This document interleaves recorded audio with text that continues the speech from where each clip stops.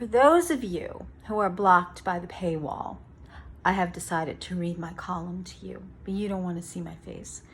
I have something better planned.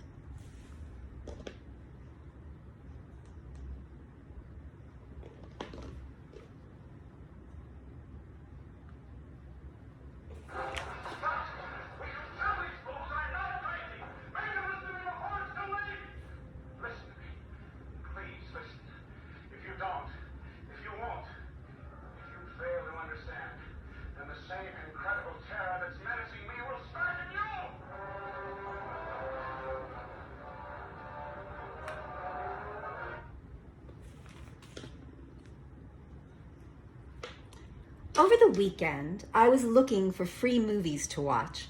Sometimes I'm cheap. At 61, I need to save for the pension fund, so it's Tubi, Peacock, and generic cable for me. Fortunately, some of the best films, black and white classics, show up on the budget channels. One of my favorite B movies, the original Invasion of the Body Snatchers, was available on demand. So I popped the popcorn, made some tea, and settled in. When I first saw this movie, I must have been about 10. It scared the bejesus out of me and triggered a lifelong fear of whatever was growing under my bed. To this day, I jump onto the mattress out of an irrational but robust fear that either a pod person or Barnabas Collins is living there. Of course you remember the plot.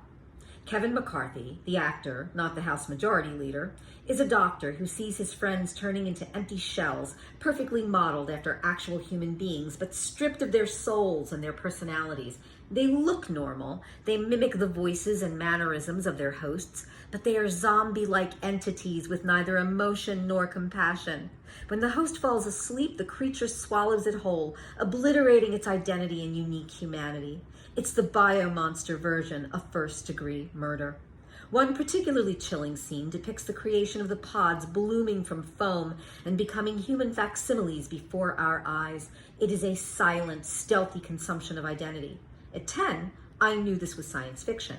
As I got older and read the historical context of the film, I realized that it was in some ways a commentary on the paranoia of the Cold War, the idea that evil lurked in our backyards and we needed to remain vigilant to communist influence. We needed to stay awake. In an interview given before his death, Kevin McCarthy offered an alternate interpretation of the movie. He said that he believed it was a commentary on the corporate takeover of society, where individuals became subservient to the collective. No dissent, no crooked edges, no difference, just one well-oiled societal machine. At one point in the film, his character asks a pod person if he will still be able to love, to feel, to hate, to live an individual and distinct existence after the pod consumes him, if he will have agency and choices. And of course, the answer is no. Because in this brave new world, conformity is the highest and only virtue. The other thing that becomes clear as the movie progresses is that everyone except leading man McCarthy and his exquisite love interest Dana Winter expect that those who challenge the new paradigm must be punished. There is no room for second opinions. If you disagree, you will be hunted down and destroyed. This movie terrified me as a child. Today, as a woman who has lived through decades of social change, years and movements that both improved and destroyed important parts of American society, the movie is prophetic. We have come to a point where people who speak out against the obvious madness that is being forced down throats and into school curriculum are shunned. For example, if you speak the heresy of gender, insisting that there are only two of them, you are canceled. You might have written the most beloved series of children's books in a century, but you will be excised like a cancerous tumor from your own literary library. You might be the greatest female tennis player of your generation, a proud defender of gay rights, but you will be ridiculed for failing to accept men in women's sports. You might have triumphed in your field, a surgeon who operated on the vulnerable bodies of sick infants, a black man who served in the wrong president's administration, and they will describe you with racist tropes. If you challenge the collective, you will first be ridiculed and then they will silence you. There is a way to escape the cancellation. You simply accept what they tell you and make public penance. You agree that you're a racist or a transphobe or a Trump supporter or pro-abortion. You mock religion. You attack mothers who challenge school boards. You go on the cable stations like a former New Jersey governor and grovel for crumbs of affection from the sneering anchors, the ones who ridicule you behind your back.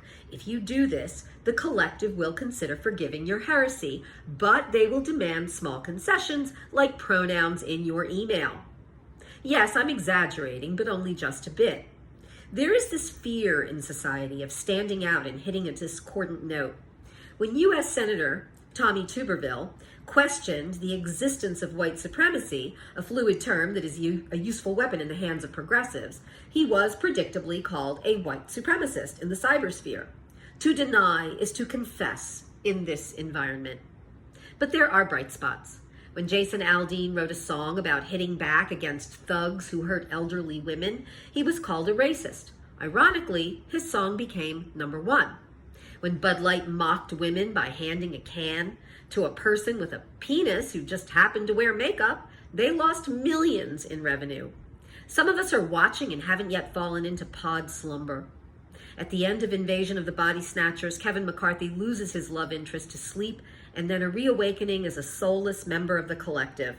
Some of us have also lost friends and family to the madness, cut off because they cannot deal with our dissenting views. They fell asleep, and when they woke up and saw that we were still defiantly human, they felt betrayed. The movie ends on a note of cautious hope amidst the maelstrom of paranoia. One man insists on fighting back. We should pay attention.